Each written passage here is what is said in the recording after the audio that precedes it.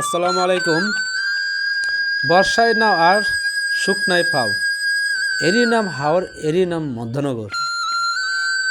পুরো ভাটি এলাকায় বছরে 5 মাসই থাকে তৈ তৈ পানি।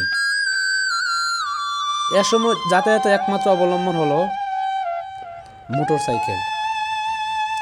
এই জন্য এর একটা প্রকৃতি নির্ভর চলাচল, নেই কোনো নির্দিষ্টভাবে যাতায়াতের সময়।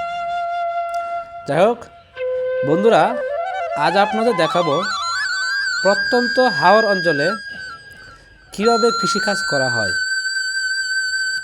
সত্যি কথা বলতে, নৈসর্গিক এই কৃষিকাজের সৌন্দর্য আমাকে বরাবরই মুগ্ধ করে তোলে।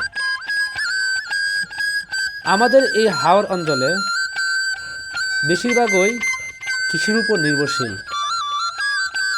এই কৃষি উপার্জন করতে হাজারো কৃষক হাড়ভাঙ্গা পরিশ্রম করে থাকেন।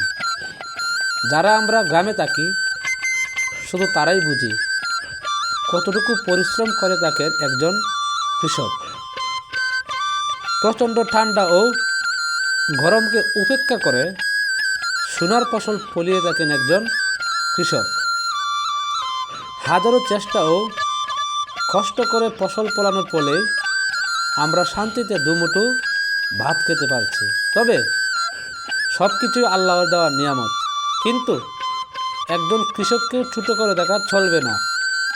কথায় আছে না, আল্লাহ লাগে ইল্লাহ লাগে।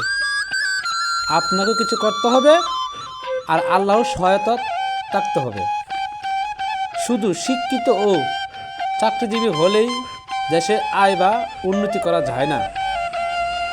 দেশকে উন্নতি করার পেছনে এক বড় ভূমিকা পালন করে থাকে একজন কৃষক।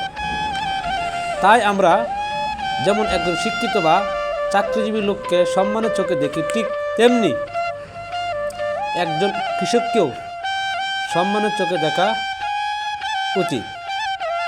তাই আমরা সবাই প্রত্যেক মানুষকে সম্মানের চোখে দেখব, কাউকে অবহেলা বা তুচ্ছ করব না। ধন্যবাদ। সবাই ভালো থাকবেন, আমার জন্য দোয়া করবেন। আমি যেন আরও সুন্দর সুন্দর ভালো ভালো ভিডিও নিয়ে আসতে পারি আপনাদের মাঝে।